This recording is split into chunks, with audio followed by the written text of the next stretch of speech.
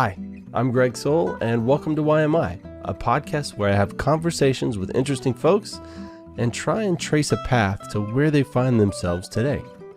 My guest this go-around is Mario Acevedo, a passionate author and artist who never lets failure stop him. And I do mean never. It's borderline crazy. He's also got a quote for everything, which really puts him kind of on the same wavelength as me. At any rate, I hope you enjoy my chat with Mario. I'm going to take another swing at your name. It's Mario Acevedo, right? Yeah. Excellent. Well, Mario, thank you for joining me today on the Why Am I podcast. So I'm going to ask you this is sort of the rhythm I've gotten into with starting these things out.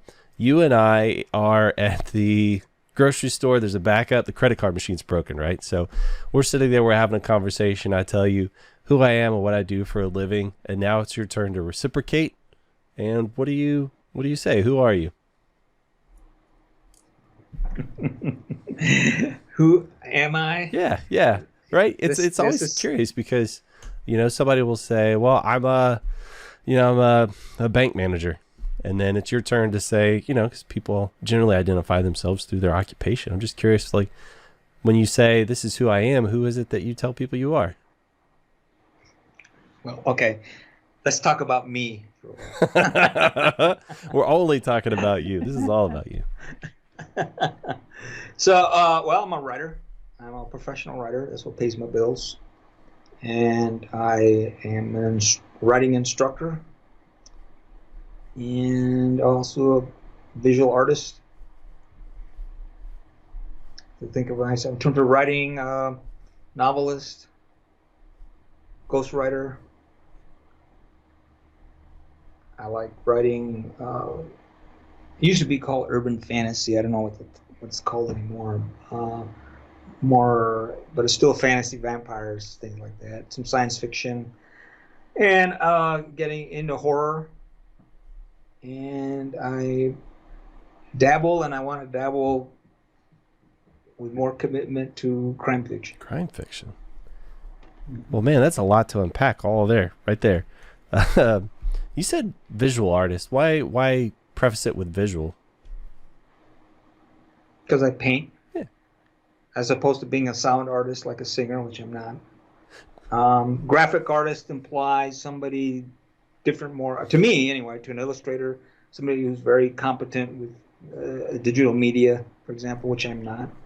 I paint in oils and some in watercolors, and then I draw. I don't know if you saw the cartoons, the Cat in Quarantine cartoons. So I could also say I guess I'm a cartoonist as well. It's so funny. I asked you that question because whenever I hear somebody say I'm an artist, that's the first thing that pops into my head is that they like paint or draw or do something in that fashion. But you as an artist, I guess you see how many more facets there are to kind of that field. And so it makes sense to be very specific, I guess, for you. I think so. And then, what is for example, they were throwing around the term creatives, which I think is a complete BS term, because you had a lot of people jumping onto the creative bandwagon. Well, what are the limits to creativity, right? I mean, you could have somebody who's very creative with bookkeeping, right? You get themselves in trouble that way, but I think all of us are creative in our way. Somebody who's very creative in the kitchen, for example.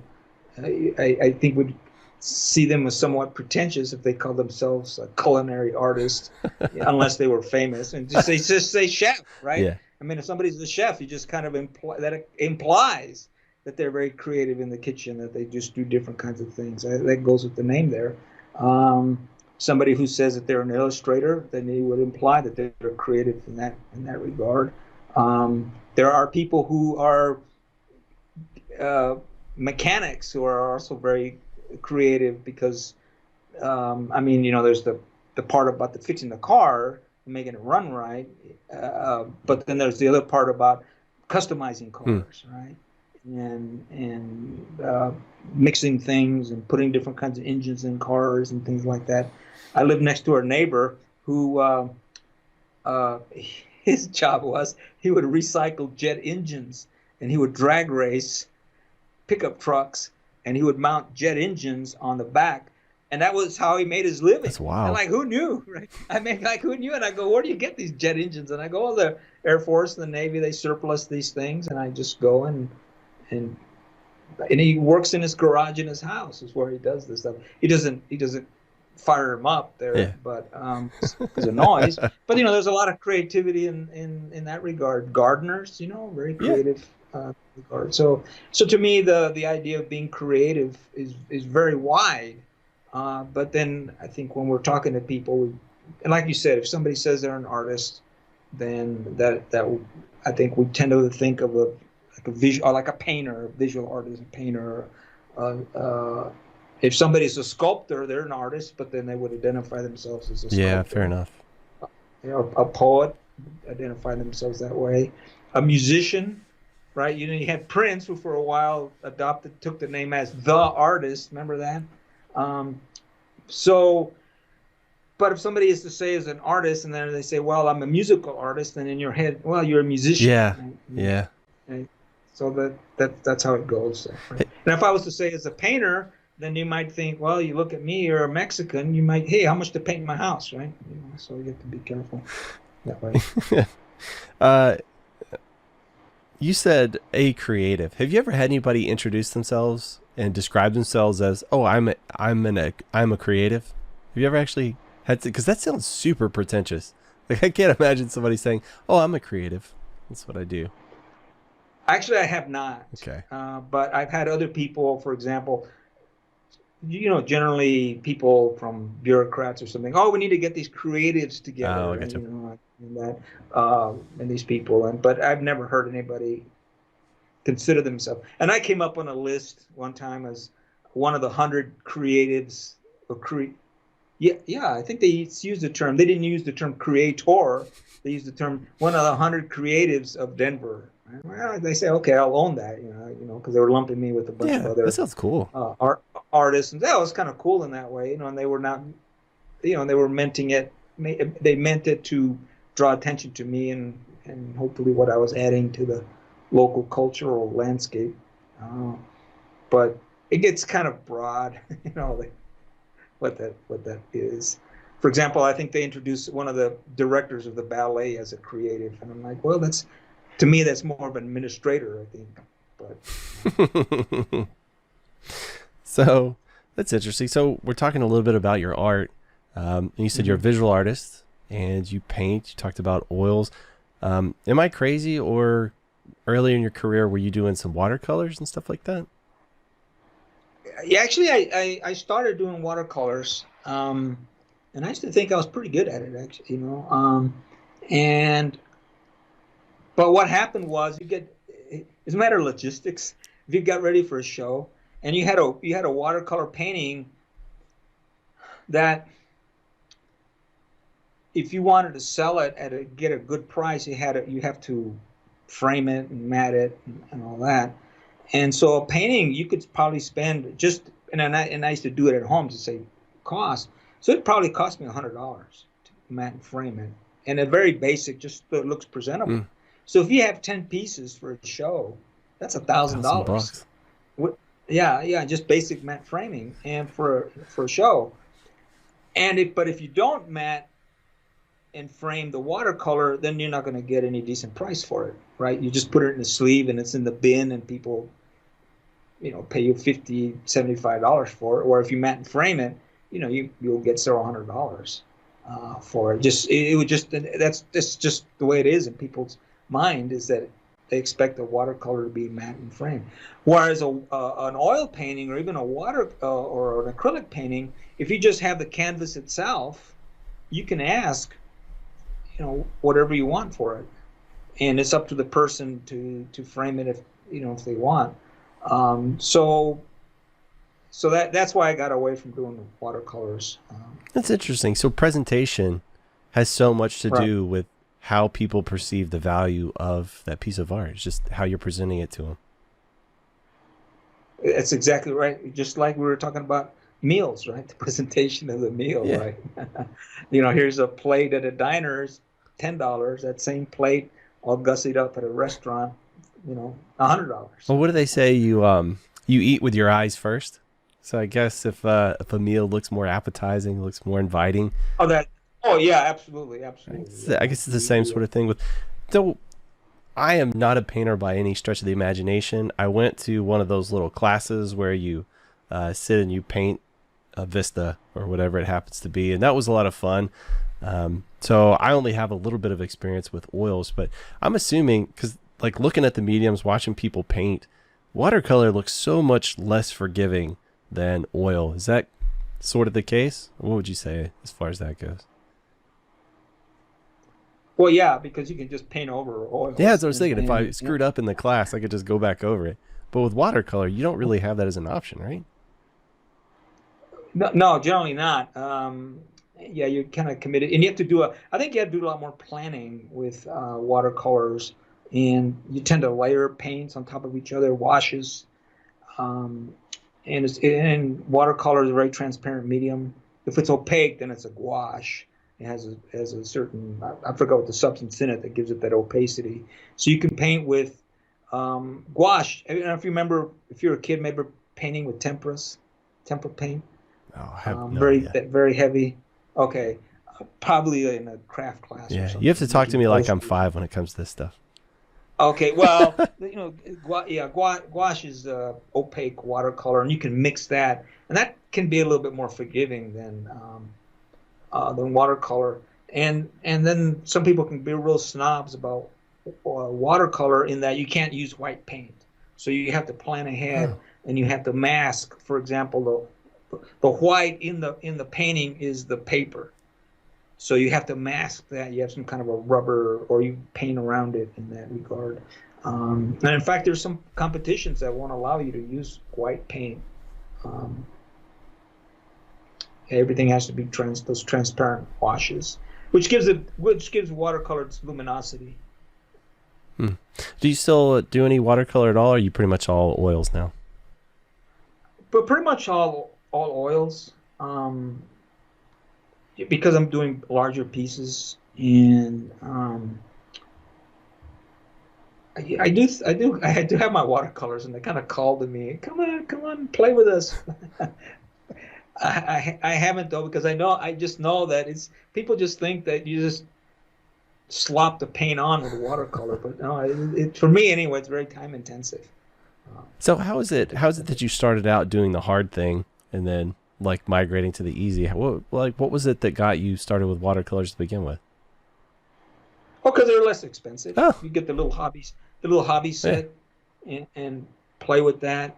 They were also more transportable because with oil, you have all the uh, the mediums, and then you have the thinner, the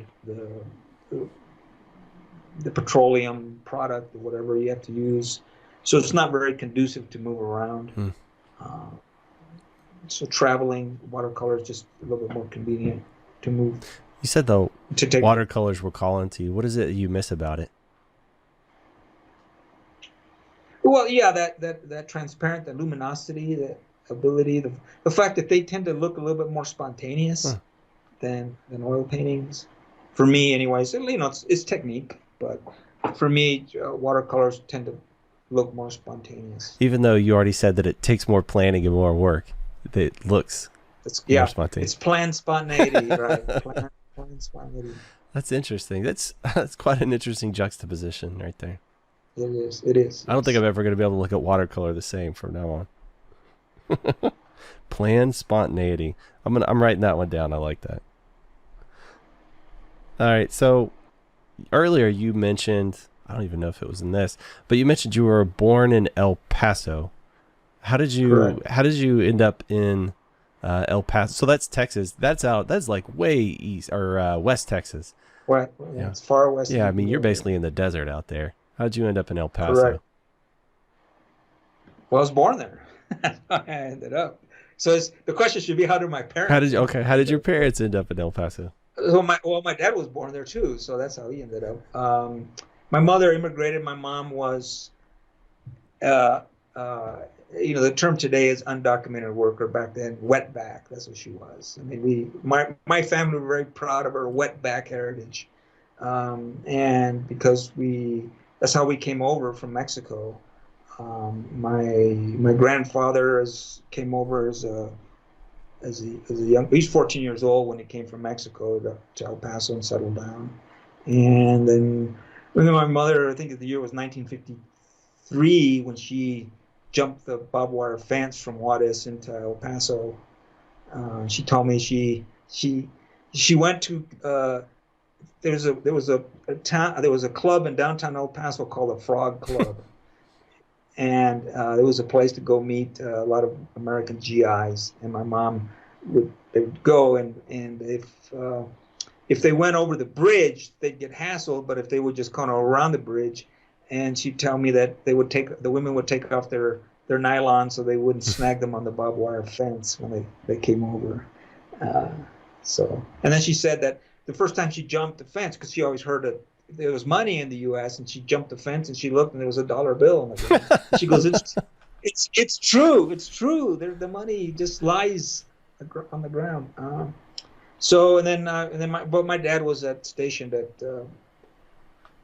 Biggs, Fort Bliss. Fort Bliss. I think it was Biggs Army Airfield, but then it was Fort Bliss, and I was, and so then. He got stationed to Rapid City, Ellsworth Air Force Base, which is Rapid City, South Dakota. Whoa. And my sister was born there. I don't remember much. I was just a little kid. And then we moved to Las Cruces, New Mexico. And I grew up in Las Cruces. He had relatives there. That's why I grew up there. And then out of high school, and I went to New Mexico State. And then I went in the Army. And I did a little stint there at Fort Hood, Texas. Ugh. I really liked Texas. I really did, going back there. And then the hill country is very different from El Paso, because El Paso is just desert. And the most interesting thing in El Paso at that time was Juarez, going to Juarez, Mexico. And then also growing up in New Mexico, there was always a rivalry between New Mexico and Texas, that part of Texas. Just like in other parts of Texas, there's a rivalry with Oklahoma. So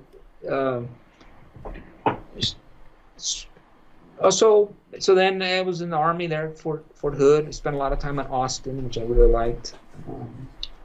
And then got out, moved to,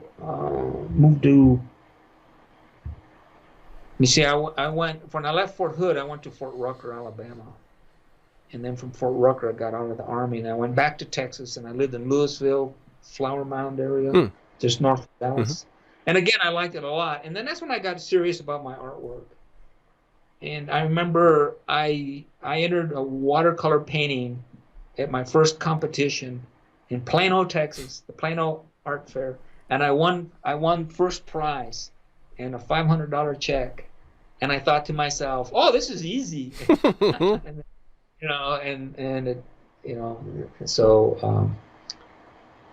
And then it turned out to be not so easy. So I was doing a lot of artwork there. I had a job as an engineer for a while. What kind of engineering? And, I actually have a degree in mechanical engineering. Interesting. Bachelor of Science in mechanical engineering, and then I got a job out of the Army working for Texas Instruments as a manufacturing engineer, and I didn't like it. The job didn't like me either. So then I went and hung my shingle out as an artist, and was pretty active in the local art community. I was a small fish, but I was trying my best and selling artwork and getting in some shows and winning some little prizes here and there. Then I moved to Fresno, California, which is the armpit of California. when I lived there, the local sheriff said that the reason Fresno is not the murder capital of America is because they were lousy shots. That's hilarious. Yeah, it was, but it was. So I was there for a few years. I did some more artwork there.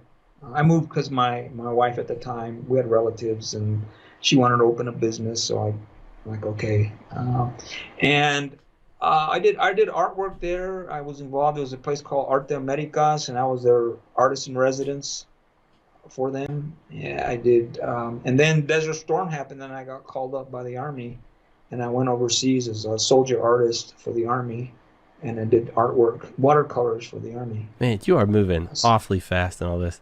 I have so many questions. You're killing me. Go ahead. You're killing me. Go ahead. Go ahead. I don't want to interrupt you, but let's go back a little bit. Let's go back to Sure. when you first started, being a creative, as you so lovingly put it. When did you start drawing and things like that? I was a kid. Right. So it was always, was it like, were your parents artistic in any way? No, they weren't. No, they weren't. They weren't artistic. And I kind of wish, looking back, maybe I've been but it's on me being a little bit more heads up, or having a little bit more initiative about being an artist at that time. I didn't know what it takes to be an artist and what you have to do. One of the issues, and I think this is what makes being an artist so fascinating, is that to be a good artist, you have to break the rules. Okay. And in our culture, it's all about following the rules, and particularly as things get more and more bureaucratic and government gets bigger, it's all about rules. And whereas to be creative, it's about essentially being creative means breaking the rules. And what does that mean in terms of artwork in that regard? And then the other part to that is having the confidence of being able to market yourself and put yourself out there. And earlier you had Eric Matowski, and he's really, really good at doing that part of it, of putting himself out there and marketing and being very creative about the way that he does that. And that in itself is a lot of work. I know a lot of artists who kind of do their work and they're expecting somebody to kind of rescue them, right, and show them how to be rich and famous in that regard. And it doesn't work that way. It's all on your own. And how do you do that? How do you the issue of self-promotion, and on the one hand, people tend to look down on that because they're saying it's artwork. It doesn't need to be promoted, right? It can exist on its own. But you're drowned because there's just so much of out there that you're competing against. And if you look at the most successful artists, they've all been very good at self-promoting themselves. Yeah. We tend to forget. Well, I mean, if you have your art and it all just sits in a closet, it's not being appreciated by anybody. So that's not really doing you any good. And it seems like in my experience, a lot of people that are doers are really good at that thing that they do.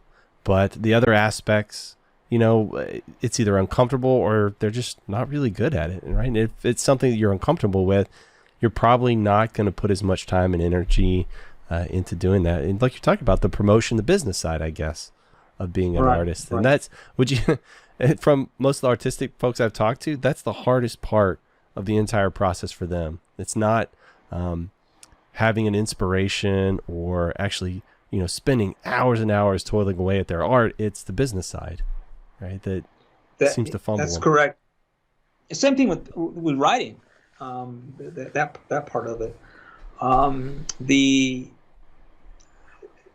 part where I do, for example, the ghostwriting and the writing for hire, the clients come to us for the most part. Well, they do, and it's a matter of them finding what we can offer.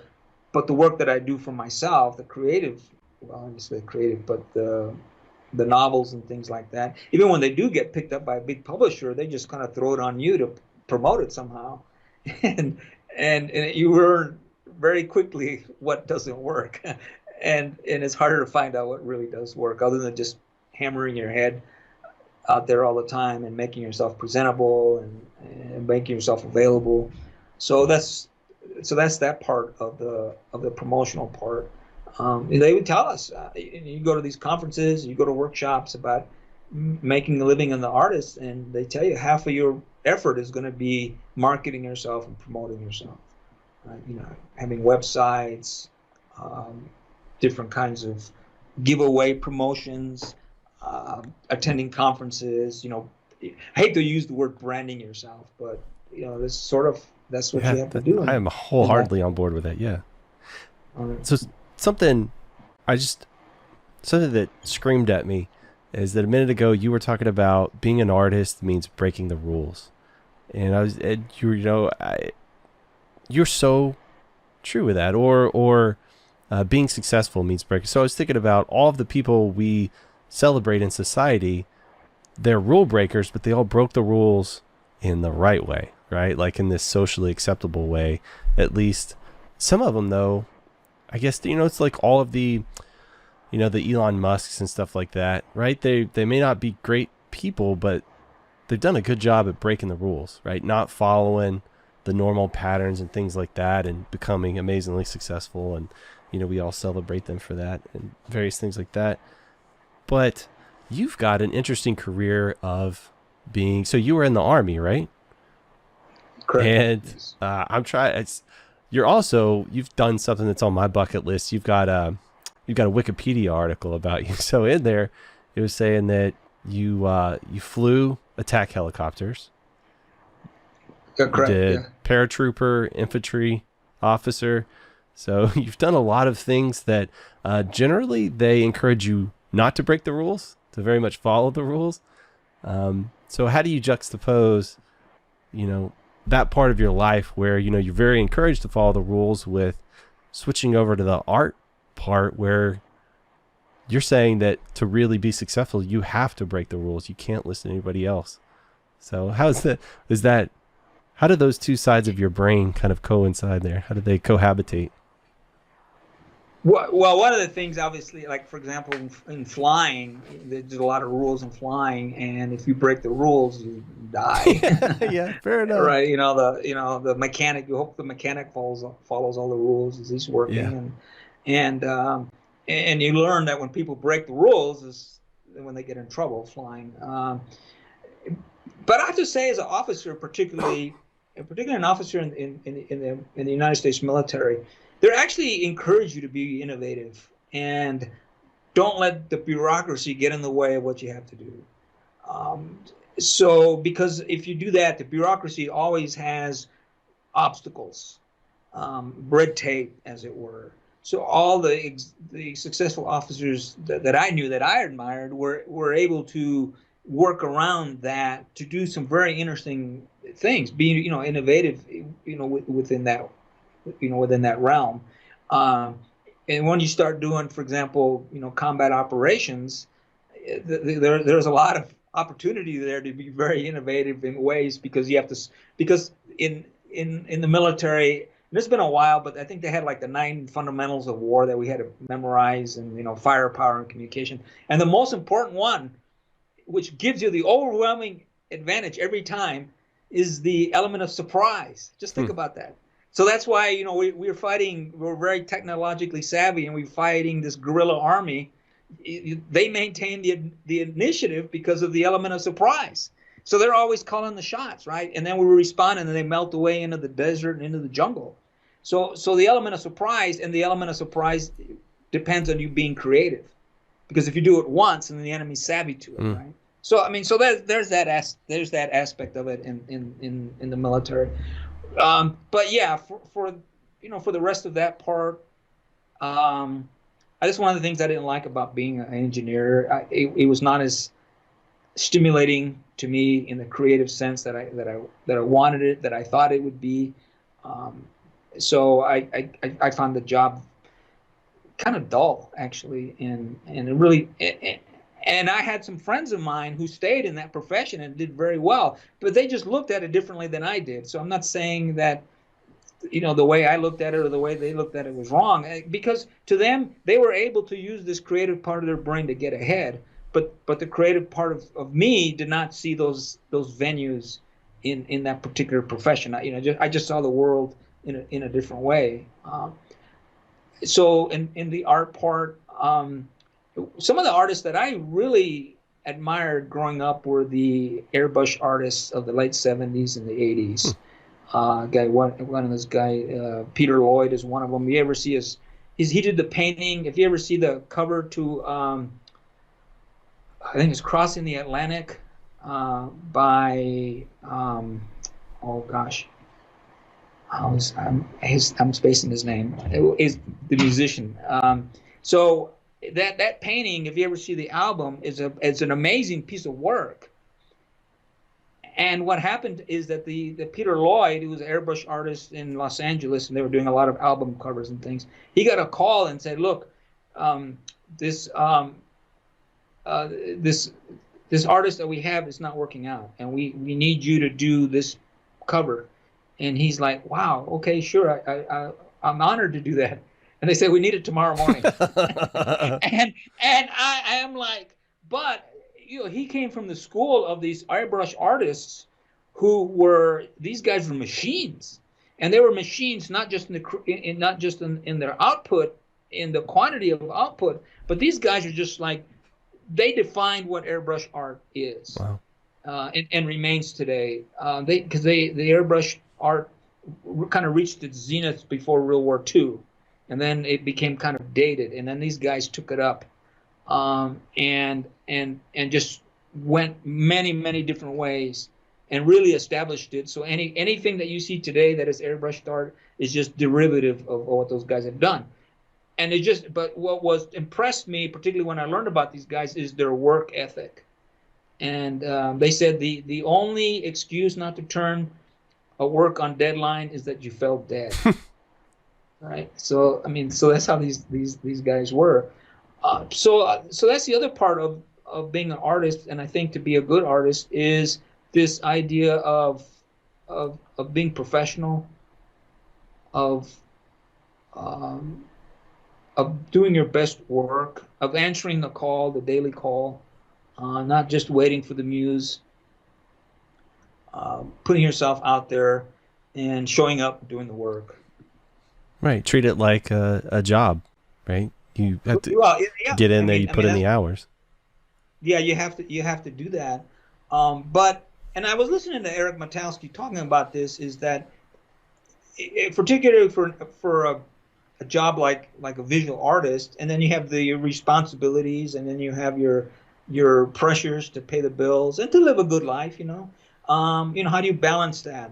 And I had a writer friend, and I'll tell you her name, Linda Sandoval, who, there's a lot of people say that you're kind of selling out by having the day job, right?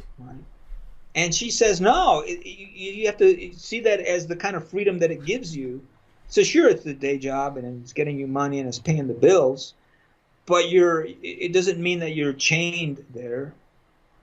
And you have to recognize the freedom that can give you to pursue the other aspects that you want, the other creative avenues that you want to explore. I find that interesting in multiple ways, because I feel like you can't work a day job and then find your fulfillment, right? Not everybody's gonna do the thing that they absolutely love the most for a living, but it doesn't mean you can't still be fulfilled by that, in the in-between time, in those interstitial periods, where you have that free time you could dedicate towards it. But also, I find if I'm not forced into different environments, I'm not finding new creative things as outlets. Like whenever I get forced into a new scenario or I talk to a new person, I learn so many new things and I come up with all these ideas that I would have never had before. And so if I'm just, I guess, in here trying to materialize some inspiration, that's really difficult for me. I really need to be in the world. I need to be interacting with other people and forced into uncomfortable situations. Not that this is uncomfortable. I love this, to be honest. But before I talk to somebody, I still, just for a couple minutes, get some butterflies in my stomach, right? I think it's more the anticipation of what am I going to discover? What am I going to learn about myself? Well, I hope I didn't disappoint you. No, absolutely not. So, yeah. You're like, wow, what was this with this guy? No. I definitely get it. And there's a lot of stuff I want to dig in with you. But yeah, I totally get that. Like, and to me, whenever I hear somebody say you sold out, that is like, it just, to me, it says to that person that they're just immature in where they are in life, right? They just don't understand your perspective, or they lack the empathy to see where you've come from in your life, where you're at, and what it requires to be you. You know, they can't put themselves in your shoes. They just, all they can do is look through their eyes and try and put a label on you. I don't understand that from other people, why they, but to me, yeah, again, it's just a maturity thing. They haven't grown enough in whatever aspect it would be to allow them to see that, you know, you are another human that's still trying to figure things out just like they are. So, yeah. That reminds me of a quote, and I think it's by Napoleon Hill, who said, "For most people, the only taste of success is when they take a bite out of you." So, wow. I love quotes. Yeah, I do too. I have lots of quotes. So anyway, that Crossing the Atlantic, I had to look it up it was for the artist Rod Stewart. So if you look up that painting, if you look up Rod Stewart Crossing the Atlantic, you'll see the album cover, and it's one of those fold-out album covers. It's double, and it on itself is very remarkable. It's so busy and just so colorful. That particular artist, Peter Lloyd, just has this way of making the paint just sparkle, and then to realize that he did that in one night. It's crazy. It is crazy, yeah. But that also makes me think of, and you mentioned it earlier, is your Cats in Quarantine series, where I don't know if it was every day since kind of quarantine has started, but there is a vast quantity of little illustrations you've made of cats doing various interesting things, I guess, that just kind of you get inspired as you go. But there's a lot, like you are pumping out a lot of drawings. Well, actually, I did the last one last week because I was thinking what happened with the cartoons is I was reading an article in the Wall Street Journal about how people were dealing with the lockdown, the pandemic and stuff, and then people were turning to artistic venues to sort of capture their spirit of what they're going through. And then I read somewhere else that people, probably the most popular videos on the internet are cats, and I have cats. So I thought, okay, I'll just kind of, what are cats doing in quarantine? So I did a cartoon a day I think I did like 400 of them. When I first started, it was in April of 2020, and I thought by June I'd be done. Right? You'd hoped. And then what happened? And what happened June 1st is the whole BLM stuff happened.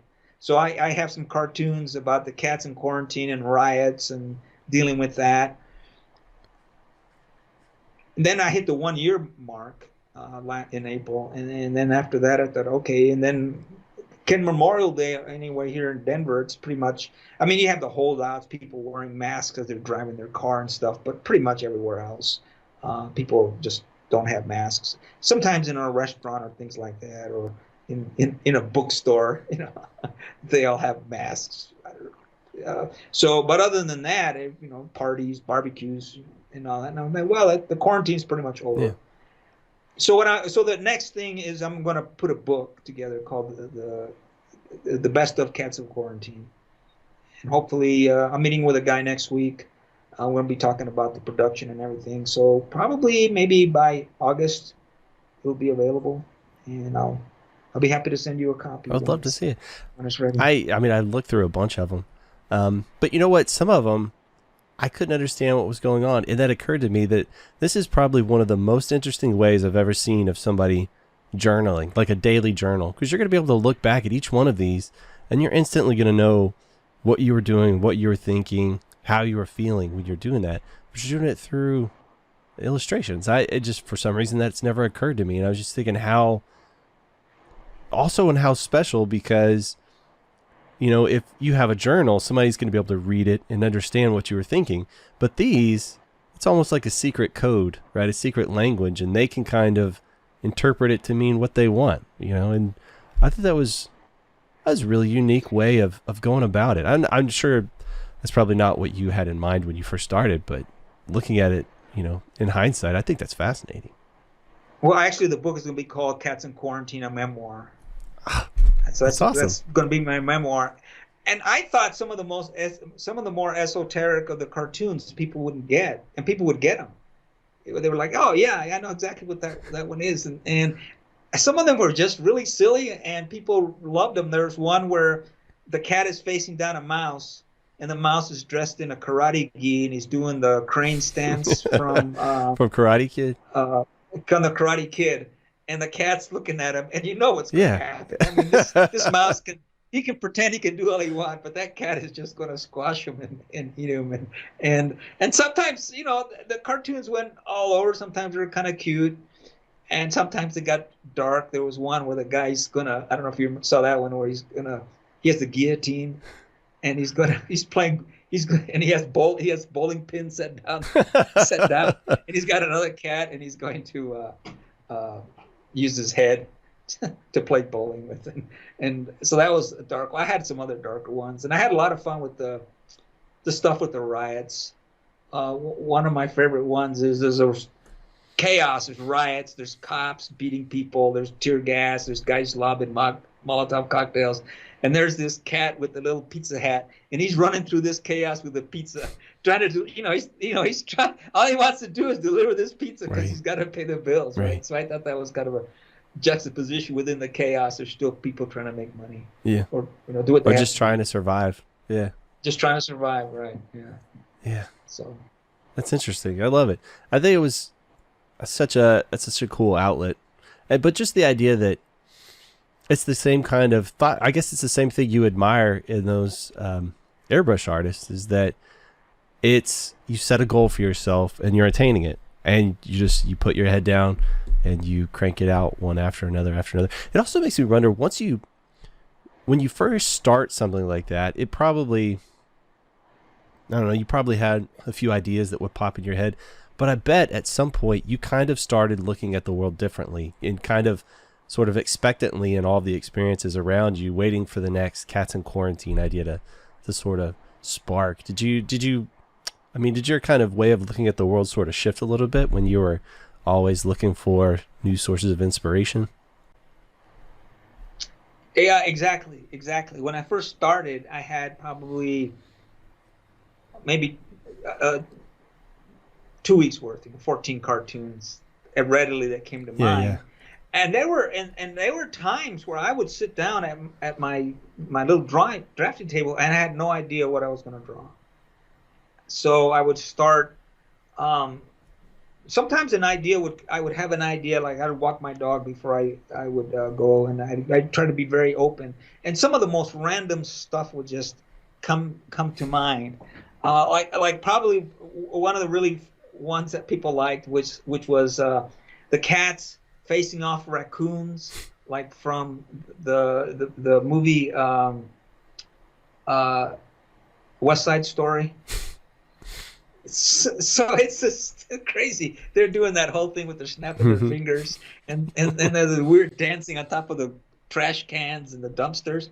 And I thought this is so darn silly, and people loved it. They jumped on it right away. And this thing just came to mind. I was walking my dog, and I looked in the alley, and I thought, hey, why don't we have cartoons and cats doing an homage to West Side Story? And people, that one just came to mind. I don't know if you know, there was an artist by the name of Cliven who does the cat card. The man passed away a long time ago, but he really, if you go and do just look up cat cartoon, you'll inevitably see his, and his estate's still around. And I have some of his books, and sometimes I flip through them to get inspiration. Definitely would not want to copy him, that's like a comedian copying somebody else's bit, right? That is definitely low.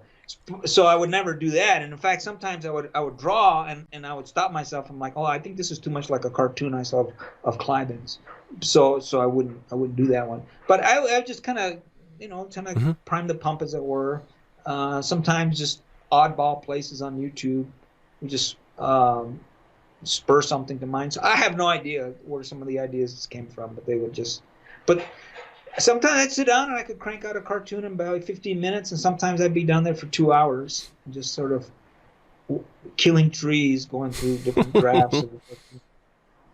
That's cool. Yeah, I'm always curious about somebody's creative process and where they find inspiration on something they're doing, especially something that they've, every day for a year straight they've been doing it, and yet they're still able to find new sources of inspiration. That always intrigues me, because it seems like there always comes a point where I sort of run out of gas on projects. I get really interested in stuff, and I'll figure it out to a certain level of competency, and then once I reach that level of mastery, I don't know, my enthusiasm for it sort of wanes, and I just drift away from it, and I move on to maybe I just need a new challenge, and once I've surmounted it, I feel like I've bested it, I'm ready to move on to something else. I'm not sure. Well, in writing novels, that phenomenon you're talking about is called the swamp or the soggy A middle, soggy because middle. you reach that middle point of the novel, and it's just so overwhelming, and it can be very intimidating, and a lot of people lose interest, or they lose enthusiasm and motivation. They have to really get going with that. Mm. So there was something else that you've mentioned a couple of times that sort of have weaved through the things you've told me, and that is your Mexican heritage and culture. And you mentioned that you worked as an artist in residence at Arte Art Americas, Americas. and I Right. looked that up a little bit, and it's really about kind of what like Latino heritage and things like that, and presenting In those Fresno. artists and art, right? Am I wrong or? Yeah, yeah, very much so. I have not. I've been away from there for a long time, so I don't know which the direction it was going. At that time, it was mainly, when you say Latino, that's a huge, Yeah, it's a huge huge, chunk. yeah, huge thing. At that time, because of Fresno, the agriculture and the heritage of California, the Mexican heritage, then it was mainly Mexican. Latino was the Mexican influence from that. And it was more, and I think today was more theatrical.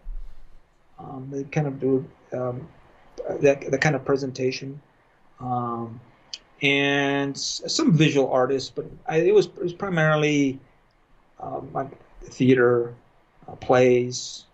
I think they may have gone to spoken word, that, Hmm. since then. Um, Sometimes it gets broadened out. I don't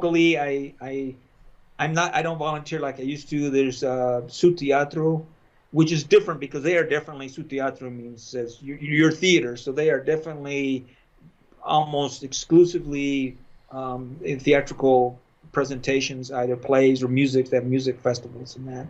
And the artistic, or the painting side of it, is very small uh, part to that. And what I was involved with them was just as a volunteer, showing up and working the concession stands and taking tickets, and working on fundraisers for them. So it definitely seems like and this is more something in me that makes me curious about you, is that you are very proud of your Mexican culture. You've talked about it multiple times, and you've worked for organizations and with organizations that are strong in those roots. Me, I'm just a cisgender white kid from Texas, so I don't feel like I really have any culture other than American. And what is American culture? But hamburgers, hot dogs, and apple pie, I guess. I don't know. And that seems so boring.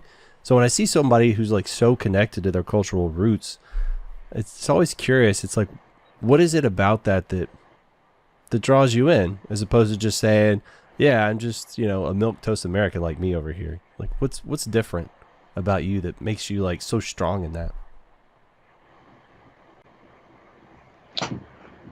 What's made me stronger lately is how people tend to define it in their own way, and I don't want them to define it in a way that clashes with the way I see it, in the way I grew up and experienced in that part. I'm mystified by, for example, you have a great culture, your family. I mean, you know about your family coming here or where they're at in the United States. I don't think anybody gave them anything. They had to struggle for themselves. Um, when I say the Mexican heritage, have to kind of qualify that because I grew up in the United States. I didn't grow up in Mexico. I have relatives in Hmm. Mexico. I try to learn as much as I can. But when I go to Mexico, I go there as an American. I mean, I can't, uh, I can't get away from that perspective that I have of it. And also, many of my relatives have come to the United States to find success, to earn money. If you don't if you want to be creative about your life, you come to the United States. Everybody does, despite all these faults that we might have had or might have. There's people from Africa coming to the United States. People, I mean, this is the destination. Elon Musk came to the United States to become the person that he is Mm. today. I mean, he's from South Africa originally, but he knew as a young man that if he wanted to get the kind of success he wanted, he had to come to the United States. As far as culture in the United States, our movie culture, our mass culture, American music, jazz, right? That's all American. Barbecue, right? I mean, it has its roots somewhere else, like everything, but there's just so much this this thing about being an American and allowing yourself to be very creative and to invent yourself. I've had people who go, for example, to Europe. And they talk about, you know, you do not go to Europe to find a career, right? You already made your career in the United States and you have some money. Then you can go to Europe and you don't have to worry about it. And then you can talk about how great it is over there because you didn't have to really, struggle through the system. That like you would have here in the United States. Um, the other part that in other countries is that things are very stratified. Where in the United States, there's a tremendous amount of mobility. I mean, a lot of it is tied to money, but your ability to make money, your ability to pursue your own career aspirations, we kind of take it for granted here in the United States. But in other places, you don't. You just don't have that ability. When I was at Desert Storm and I went to Saudi Arabia, there's a caste system. They don't call it that, but there's definitely a caste system over there. Um, the way they see people and the way they treat people and the kind of access they have to resources and the law, for example. I had some other people that went to Spain, and Spain is a really nice country, and you go there though, but you can kind of see that there are some differences between the way they look down at other people. There's a really fascinating book. I haven't read it yet, but I read a review of this book. I think it's called African Europeans, and the reality is that despite the American past, not my past, but the American past with slavery, right? And on the terrible thing, more slaves were imported into Europe than the Americas. So what happened to them? What happened to them, right? Well, as in the United States and in Brazil, for example, which are the two countries where the black population has been a significant contributor to the culture. Well, what happened to all the slaves that went to Portugal? I mean, Alexander Dumas, the guy who wrote the Three Musketeers, was mixed race, but he considered himself black. His father was black. He was a pretty badass general in the French army.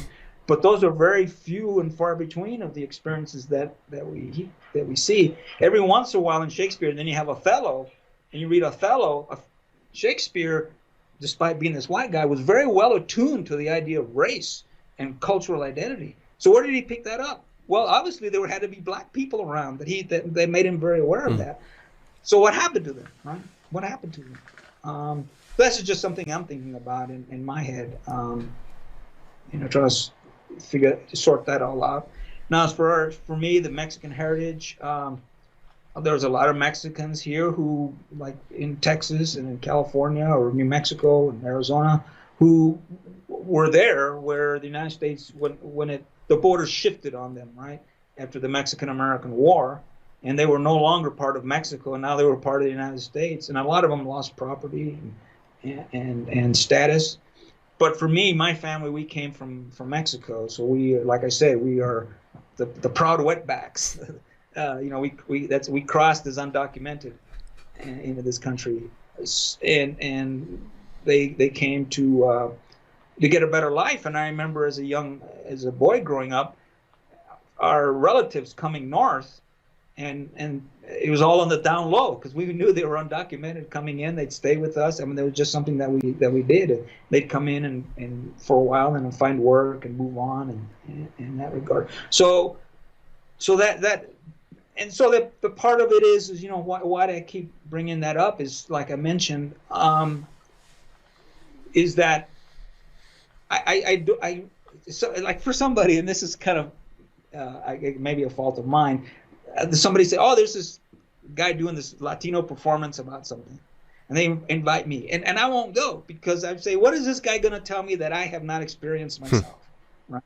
And who is he to claim that he is the voice of Latinos, because he's not speaking for me. Okay, so there's a lot of that kind of fighting that goes on. Is why is this person on stage? Well, he's on stage because he did all the work and all that. I'm not going to begrudge him that, but I am not going to let him claim that he's speaking for Latinos when he could say something that I disagree with, and I'm going to say, look, I mean, I'm a Latino, I'm not a Mexican American. I know what it's like to be hassled by the cops. That's happened quite a bit as a young man growing up. So I that's just the way I see that. And that other part is that something about my life that I can't ignore because I'm not allowed to ignore it. I can't forget it, right? You see me, if I say I'm a Mexican, you're like, yeah, you're a Mexican. I'm not fooling anybody. I've had people say things, to me, and sometimes just innocently, like, "Hey, can you come to my house and do some gardening?" or something like that. I mean, actually, that's never actually happened. But sometimes where I show up in an area, and people will be kind of surprised. Like, for example, in the creative writing world, people will not expect the person who's working on this particular piece of work to be a Mexican, right? They're expecting someone else. And then they're expecting me as a Mexican to have a certain kind of viewpoint on it. Well, I won't. I'll have a different perspective and, of course, a different attitude about the way things, I think, the way I see the world. So there's that part. And if I go to Mexico, for example, or if I go to the only other Latin country I've been to is Panama, which I loved. There's no hiding the fact. As soon as I open my mouth and start to speak, no matter how fluent and conversant I try to be in Spanish, they can immediately know that I am not from there. Sometimes they won't know I'm from the United States, but a lot of times they will. So that's one of the. So I can't hide that. If I was to, it's an older term now, but one that is Chicano, which means a Mexican American from the northern side of the border. I mean, so we kind of straddle both sides of the border. I like what you said early on that. Something very akin to. It's my truth, like and I want to say it so that it, from you, right? So don't just assume this or assume that. Listen to what I say and understand it to be my truth. What I tell you as much. I think that's awesome. That's something I learned a long time ago. Somebody was saying that somebody had called them out on something. They're like, I'm just going to ignore it. And I thought, that's.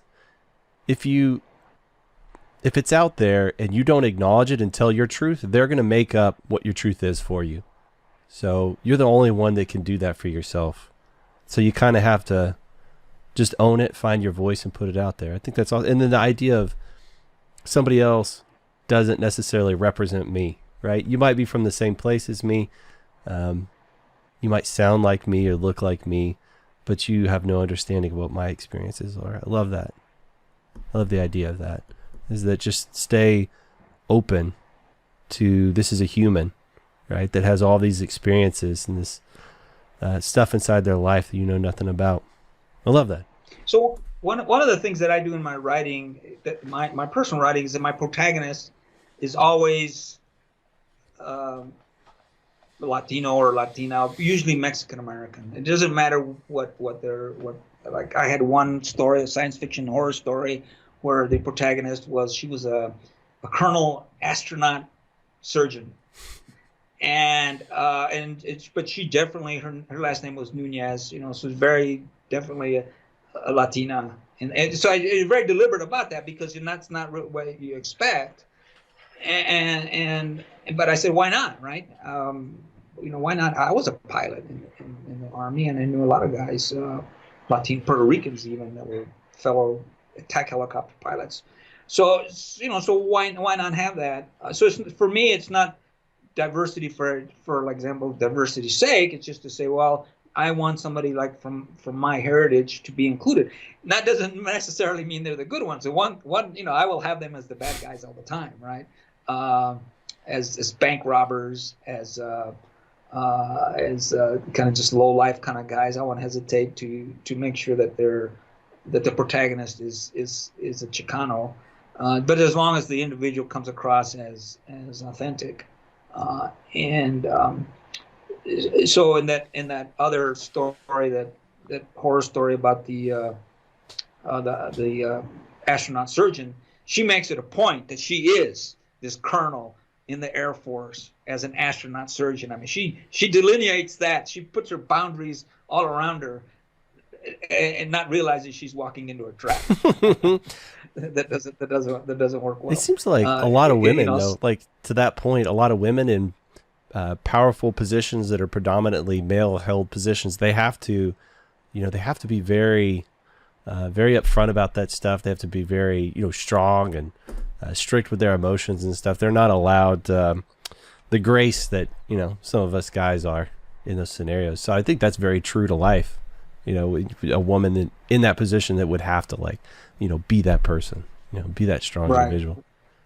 Right. Well, and the irony is, the fact that she is in that position is what is getting her into the mess that she finds herself in. And then in that same anthology, I had a couple of vatos from the north side here in Denver who, it's a horror story, but it's very different in tone, where they find a magic lantern and they turn it into a bong. And the genie in the lantern does not like it, so he gets back at these guys. Right? So it is definitely a horror story, but it's a funny horror story. If you can have that. Well, while we're talking about your writing, let's get a little bit more into that. So not only are you a very accomplished artist, I think Eric said that some of your artwork is actually hanging in the Smithsonian, right? So it can be. It's my work that I did for the Army. Yeah, that's. So I don't know where it hangs. It's probably not in a permanent collection in the Smithsonian, but the art belongs to the Center of Military History, the U.S. Army Center of Military History, what they call the Army Art Collection, which is older than the United States of America. You had guys back then, cartographers were also like artists on the side. So a lot of their artwork is they were with George Washington. And then over the years, I don't know if you know who Thomas Eakins was, big watercolor painter. Winsor Homer, Thomas Hopper. He's from the 30s and the 40s. Did a lot of landscape paintings, urban landscape paintings, one of my inspirations. But he also did work. There was a man by the name of Tom Leah who was a muralist before. He was one of those, WPA artists, who during the Depression would paint murals. Like in the old post offices, you might see murals from that period. He didn't paint them all, but when I grew up in southern New Mexico, you'd see a lot of his work. And it turns out that he was an artist for the Army in World War II. And he did paintings that were so graphic that the Army would not show them. Wow. Yeah, because he started very patriotic, and at first his depictions of soldiers and airmen and the sailors were, guys doing their duty and that. And then he actually went on some beach assaults, and it just what these men went through just horrified him. and he felt that that had to be depicted on the canvas, and the Army would not show those. The government would not show those in public. So the Army art activity, I got. So I was good. I mean, it was great, but I don't know where that work goes. I'll get a random email from somebody saying, "Hey, I saw your work." For example, there was a veteran show in Philadelphia, I think Liberty Hall in Philadelphia, and there was my work. I had no idea. That's so cool. That's so cool, man. You're all over the place. Well, so Eric told me about that, and he said he also had a vampire detective novel that was declassified by the U.S. government.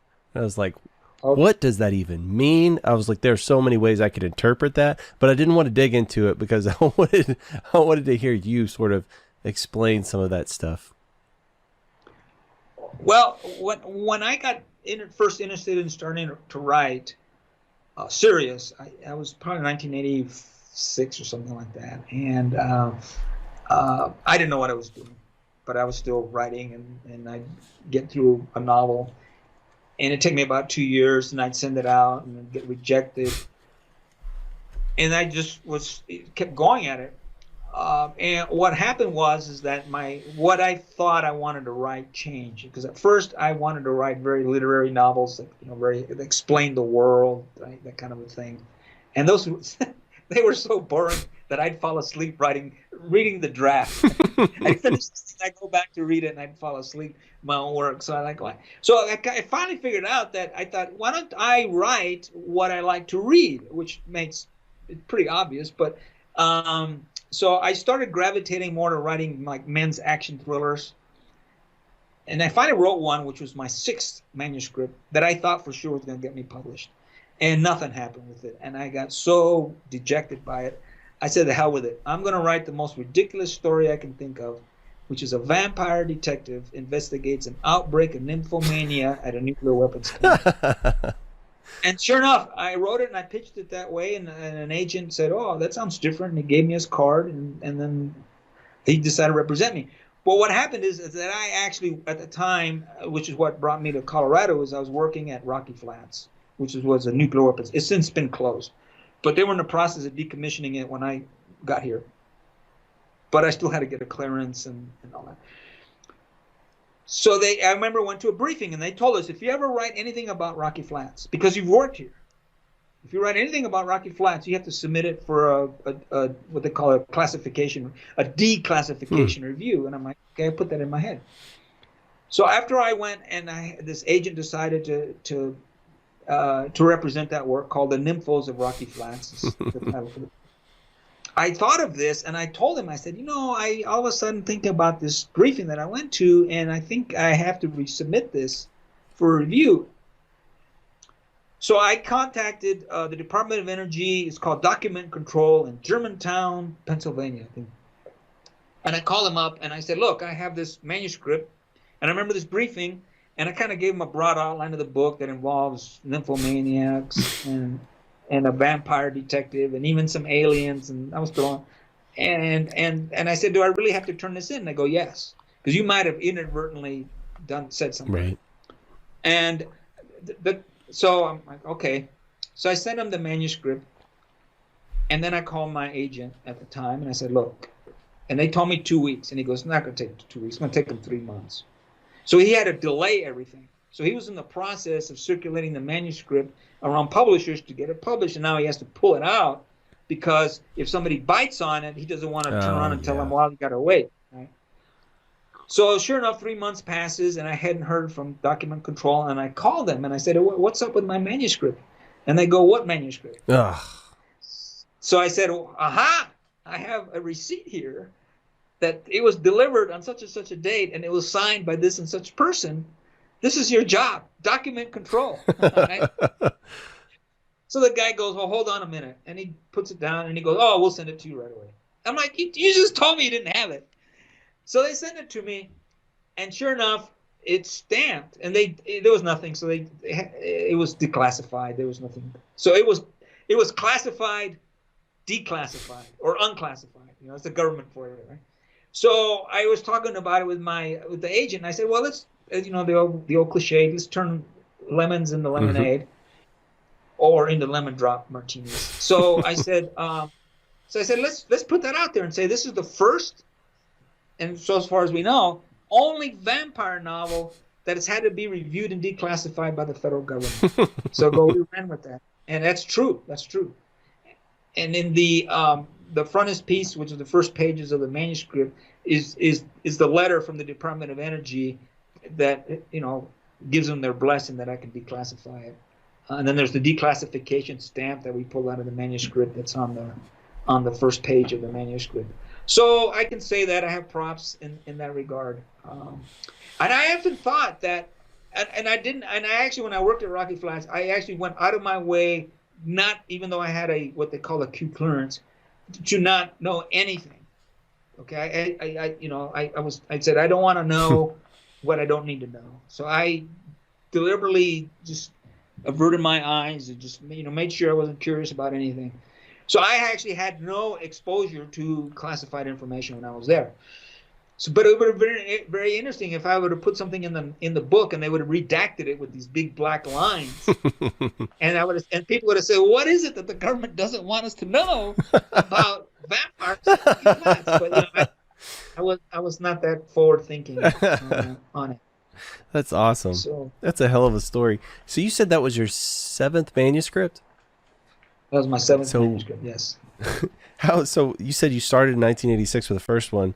How long was it that you before you got to the 7th one where you actually got some traction and got moving? 17 years. 17 years. And you didn't give up. Yeah, like I said, I just too stubborn. Like people talk about their spirit animals. Some people say they're eagles, and some people say they're dolphins. My spirit animal is a donkey, a burro. I just too stubborn to quit. I just keep walking that trail and putting one hoof in front of the other and keep going. 17 years, and now this is, 17 years, 7 attempts, and now this is what you do to put food on the table. This is what feeds you. Well, even after that, it took a while. I mean, so I got published in. I signed that contract in 2004. That novel got published in 2006, and at that time, prior to that, I had actually been laid off, and it put me in a bad financial spot. And then I went and got my master's in computers, thinking, well, this is a job that's recession proof, and then I got caught in the other recession and I got laid off again, now with a student loan. So so that was working different jobs. I mean, here I was, mechanical engineer, Army veteran officer, computer science guy, delivering pizzas, fixing forklifts, landscaping. I did a stint at CDOT, Colorado Department of Transportation. A lot of paperwork stuff. Again, the job I hated, and they hated me. So we were fair. It was even. It was a draw, and it just took a while before the writing thing actually picked up. So I've been doing this since about a little over 10 years. 10 years. 10 years. So, it's a vampire detective, and I noticed all of your titles are sort of clickbaity. The nymphos, and then so there's always something very sexy in the title. I ordered one of your books for whatever reason. It was on Prime, but it didn't get here in 2 days. So it's coming tomorrow. So I'm going to start on it tomorrow. Which one? The first one. I just figured I'd start with Rocky Flats. Yeah, okay. Nymphos of Rocky. Yeah. Start at the start. But I read a review and somebody said that the title's a little misleading. It's not. It's not over sexualized the way you might think it would be from the title. They said it's actually really, really engaging, really fun. So I'm into that. So I was just curious, how did you come up with that interesting combination of things? What things? All of the things, the vampires mixed with nymphomania outbreak in Rocky Flats. Well, okay. Well, that one. When I was frustrated, I was talking to this woman by the name of Cynthia Meyer. We shared a cubicle there at Rocky Flats, and she knew I was a writer, kind of a wannabe writer, and I was kind of frustrated, and I was just sort of telling her. I said, maybe, and she said to me, you should write a novel about Rocky Flats.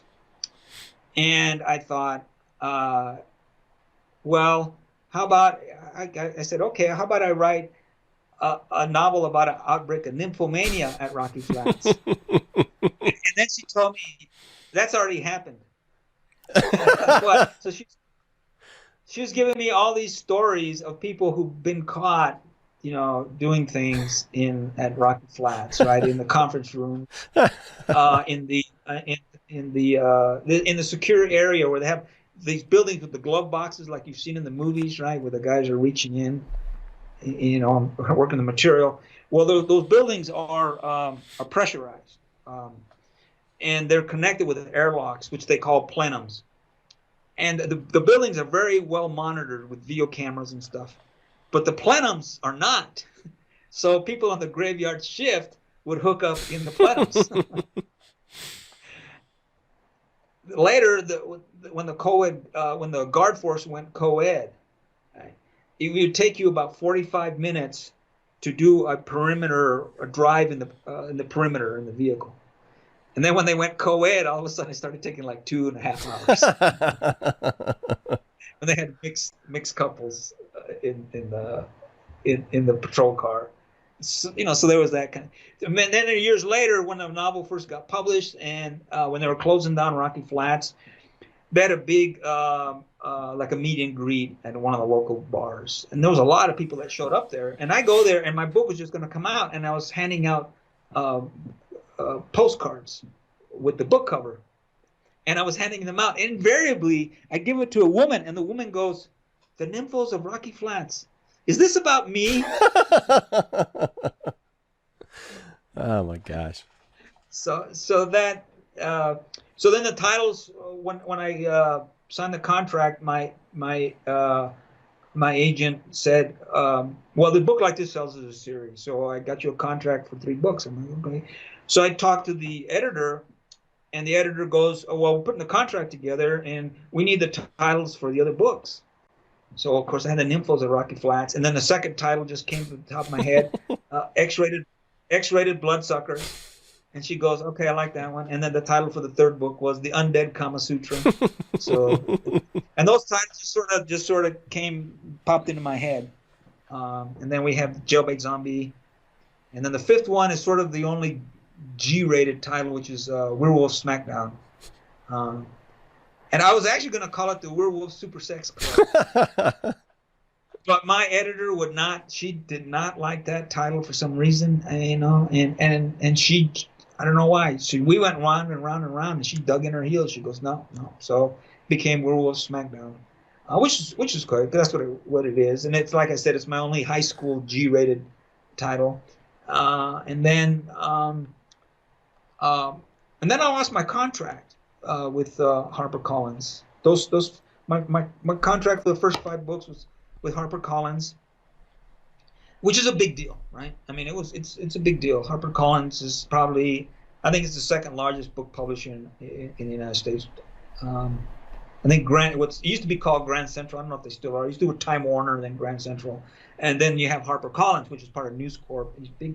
So getting picked up by them is quite a coup and all that. But in writing novels, creative writing, writing fiction, it's throw it against the wall and see what sticks, and I didn't stick.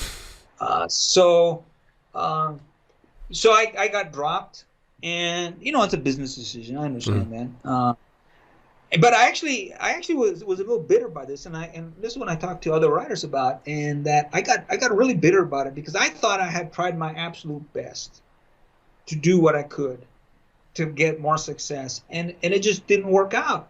And I kind of externalized a lot of that frustration that I had, and I actually quit writing. To the point that I was just so frustrated and anger and had so much anger for it that I quit writing, and I said, this is, I just felt cheated. So I started getting emails from fans, and they're asking me, "What's going on with Felix? What's going on with Felix? What's going on with Felix?" And that caused me to go back to it because the people were asking Wow. for it. And when I did get back to it, I thought, really what a fool I'd been, because who did I hurt by not writing? I only hurt Only myself. yourself. I only hurt myself. And I should have stuck with it during those years. And then when I picked up by it, and then my sixth and seventh book were published by Wordfire Press, which is a smaller regional press here, but they've done a really great job with editing and all that, and supporting me. So in my sixth book, in my series, I left a lot of things kind of hanging out there, and I thought I needed to pull them all together, and I didn't know how to do it. And I was talking to this one fan of mine, and he looks at me and he tells me, "Man, that's brilliant the way you've done this." And I'm like, "What? The way you set this up? You've had all these threads going on." And I'm like, I didn't understand what he's getting at, and he's telling me, and he's explaining this to me, and it made total sense. I didn't see it. I had all these plot lines that were converging, and I didn't realize this. For example, in every book, I talk a little bit more about. I don't know if you ever had anybody talk to you about like the astral plane and astral projection, right, and that. So in every book, I actually talked a little bit more about it, a little bit more, and I was just sort of developing that just sort of as a trope of the story. But this guy interpreted that as me actually using it as as foretelling what's going to happen, right? And instead of just springing it on the reader in the first book, I'm kind of like teasing them along, because as my character is learning about this, then he's showing it to the world, when actually it was me learning about that. So finally, it's not until the sixth book that I was able to use all these different plot lines to kind of step out or work with what that fan had told me that I had done. So it may be in my subconscious I was doing all that, I just didn't realize. And then finally I was able to use all those different tropes to fix or to address the big plot story.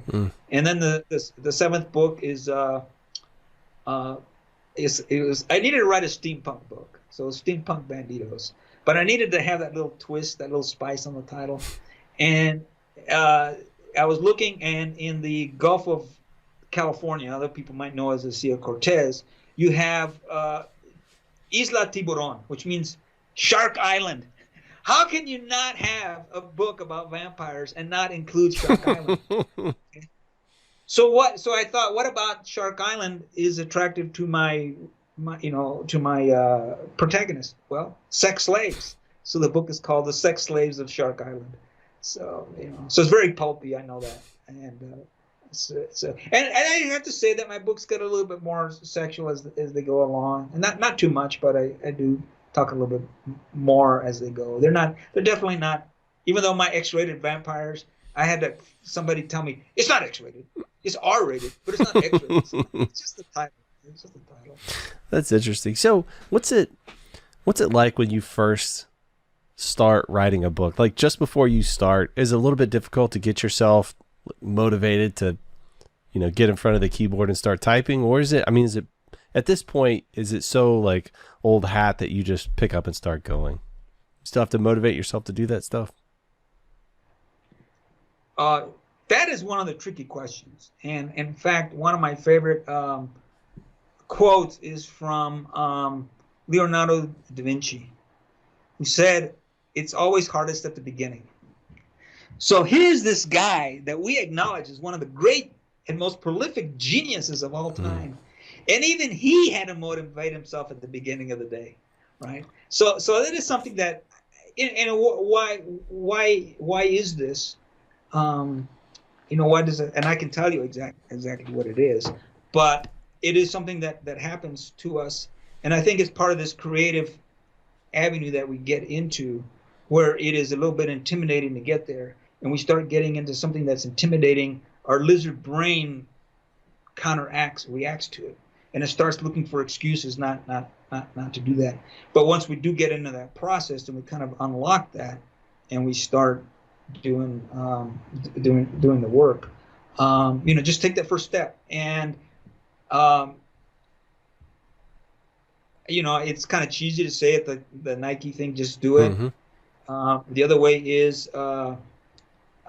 thought follows action, which is completely counterintuitive, right? We think we have to have everything all planned out, and then once we have it all planned out, and then we can move forward, when it's actually the opposite way around. You move forward first, and then the thoughts start congealing, because now you have a direction, now you have momentum, now you have a thrust going forward that way. I'm sure with you, sometimes you're doing a creative thing, and you have to do something. You might have promised something to somebody, and you said, I have no idea. And then you sit down, and then all of a sudden things start to happen, and these things you didn't think about, these creative links start to happen, and you surprise yourself with what you do. I mean, like my cats in quarantine, I would tell myself, I would sit down, I had no idea what I was going to do, but I say, I'm just going to open myself, and nothing happens. I was at another writing panel, and the question was, what is the center of your creativity? What is the center of your creativity? And I told them, my ass.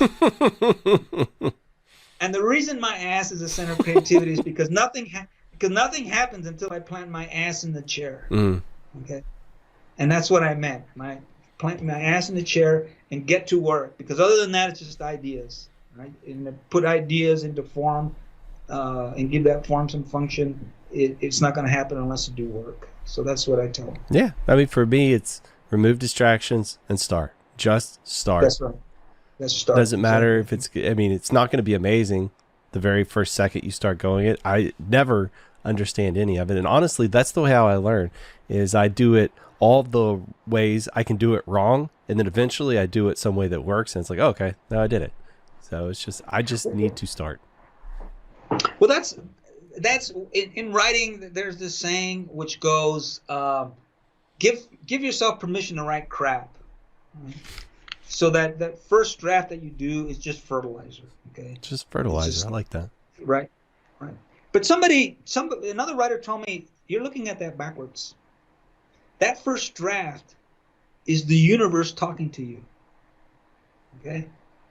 And it talked to you alone at that instant. All right. So what if it's imperfect? What is perfect on the first try? Nothing is. So it just made me think fundamentally different about that first draft. It is not crap. It is this light of creativity shining down upon you. Okay. And then it is for you to tend that garden and to make it what you want to do.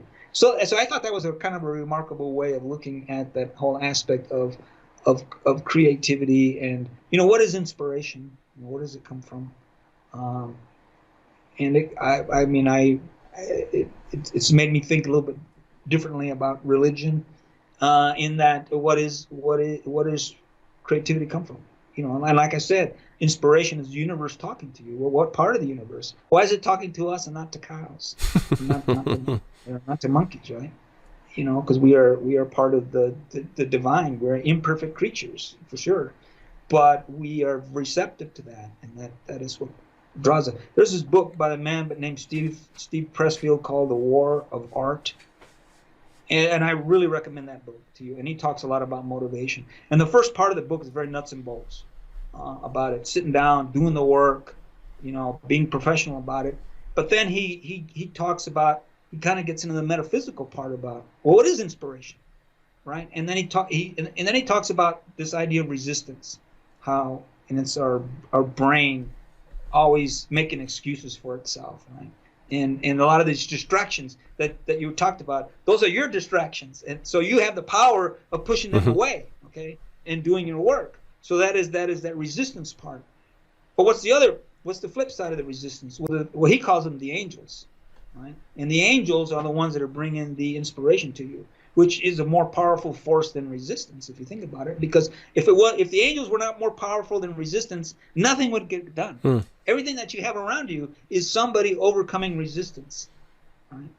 So the power of so you can think of the angels in a very real sense, or as an allegory, or as a metaphor, but just that aspect of this inspiration or this calling that you have, okay, to do something, to do something worthwhile, to be creative in your life.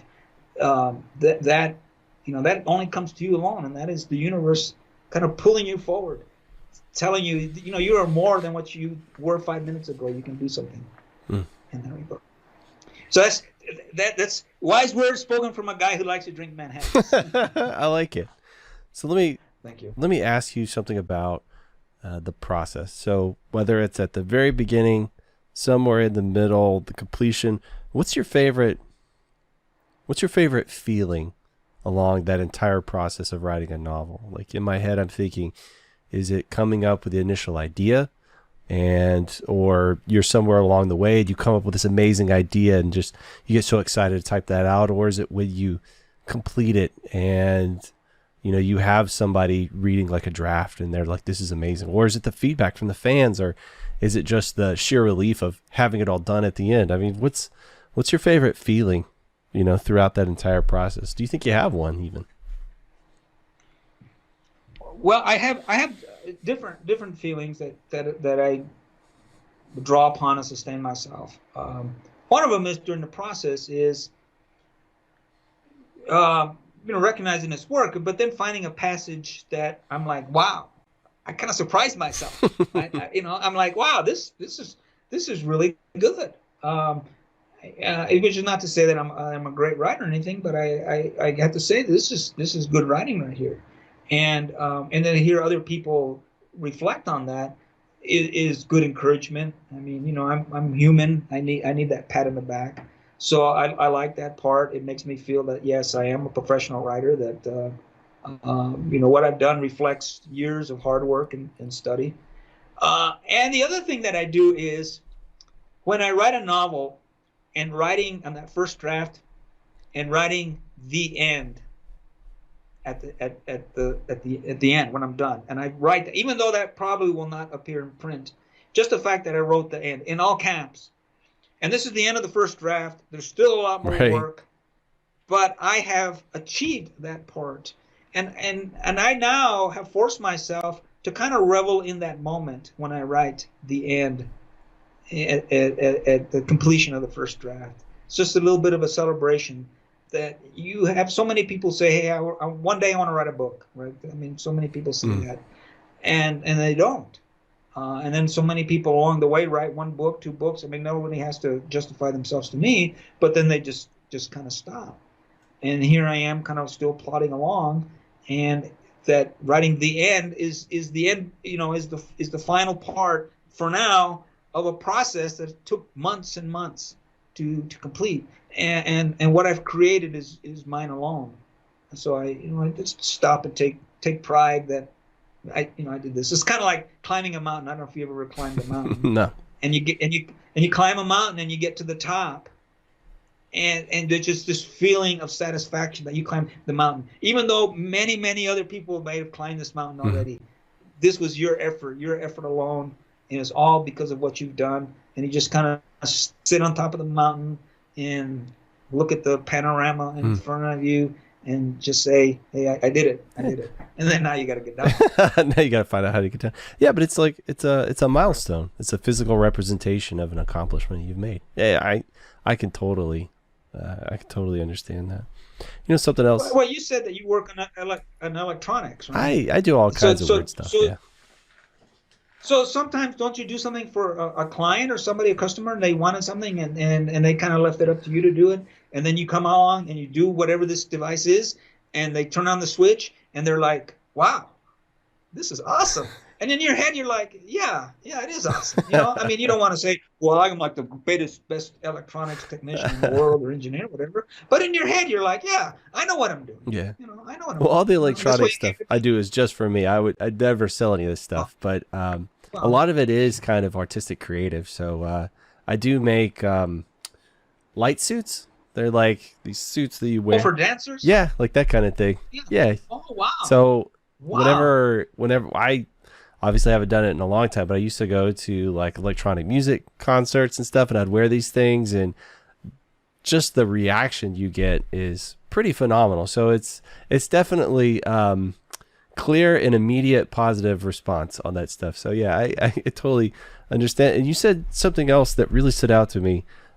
You said when people say, yes, I liked your work, you said that in your head you think, yeah, I am a writer. The fact that you've been at this for, 86 to now, nearly 40 years, and it's, you stumbled so many times before you got something that picked up, and then, you published 5 books, then you stumbled again, and then picked yourself back up. You still, in your head and your heart, you still need to tell yourself, I am still a writer. The fact that, we are these simple creatures, that we do need this validation, we do need confirmation, that feeling never goes away, right? Like that you still have to validate yourself.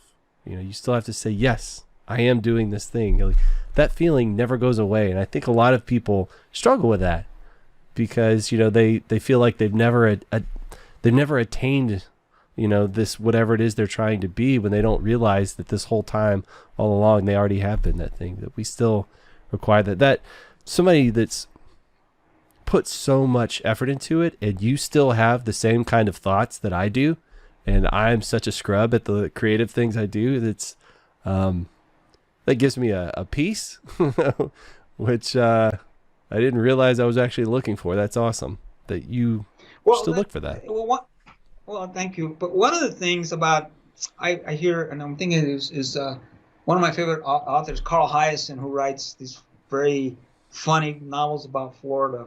And he goes, and he was asked this question at that time. He says, you've written 8 New York Times best-selling novels. You must feel this as you're pretty comfortable about this routine. And his answer, paraphrasing him, is there's no routine. He goes, if you're a writer and at one point that you feel that it's easy, then you're writing crap. then you don't know what you're doing. Okay. So you always have to feel like you're challenging yourself. Okay. Because otherwise you get stale, you get repetitive, you get formulaic, which is not what you. That's the opposite of being creative. Right. So just that, and I think that's, and I've often thought of what is it about the creative aspect that triggers this resistance that we talked about, and I think that what triggers that is this anxiety that we have, where we have to do something new, right? We have the tropes that we're working with, okay? And I'm just using you as an example. Some of the tropes, the electronics and the lighting and those kinds of things, okay? So those are the materials that you're working with, okay? But when you're doing something, you want people to say, wow, okay? Because they've always experienced someone else, but you have to take that a step further than they are. Otherwise, you're not really being creative. You're being derivative, right? So that's what happens. And one of the worst things you can do as a writer is have a reader going through your book and they're like, well, I've read this before. Mm. Why this is the same story as the other one, right? And you're going to lose them. There are certain expectations that readers have of you, but you have to take those expectations and then build upon those expectations, extrapolate on them in a way that piques their interest and keeps them turning the pages and being interested in what you're doing. And so that's the challenge, right? And I think that the resistance is that challenge is hard work and it's intimidating. And we have this inclination, because it makes us uncomfortable, is to pull back from there, right? And procrastination is the big one, right? So that's so we have to guard ourselves against that. And like I was talking about quotes, one of the favorite quotes is, the best way to summon the muse is to get to work. And the other one is make the muse pay the rent. When you get, that's the whole thing, right?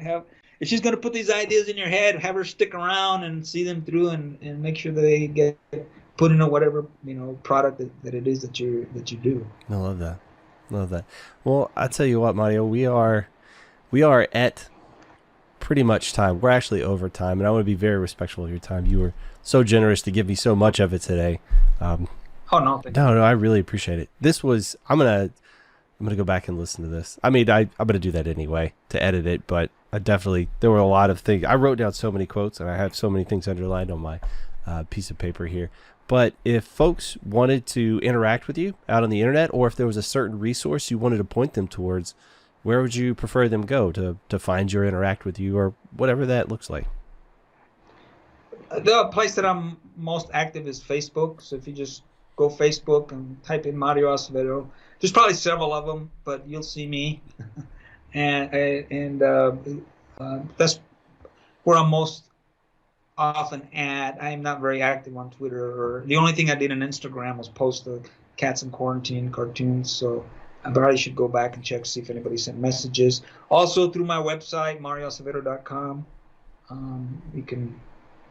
There's links there if you want to find me. And if you want to send me an email, probably just author@marioacevedo.com or mario@marioacevedo.com. That'll come to me and I can respond from there. And I always look forward to emails, even emails from Nigerian princes offering to share my bank account so they can send me millions of dollars. It's good. They're very sharing people. So I'm glad you've met many of them. No, that's great. No, well, yeah, I guess any of you listeners, if you have any questions or comments, you can fire them over to me, greg@ymipod.com, or just go straight to Mario if you have any of those. I guess that's about it for this one, Mario. I thank you so much for joining us. It was so you were another one of those blind introductions. You have an incredible resume. You've got a Wikipedia page, which I'm super jealous about. But very generous of your time. I know we didn't even get into your teaching experience, so it's obvious that you love to give back. And you know what? It's so funny. Most of the people that spend time with me are those kind of people that like to give back and put a little bit of, I guess, money back in the karmic machine. It's interesting how that stuff goes. So thank you for your time and your energy, and I hope I can get through your entire series of novels really soon. I appreciate that. A final quote, because I have a journal, a journal every day, and every day I start with a quote, and the quote from today is from a guy named Max Lucado, which is, "Happiness happens when we give it away." So there you go. A true believer in that. All right, thank you, listeners. Thank you, Mario. I'm gonna hit stop on all of the recordings really quick. Okay, you take care. Stop on this Thank one. you.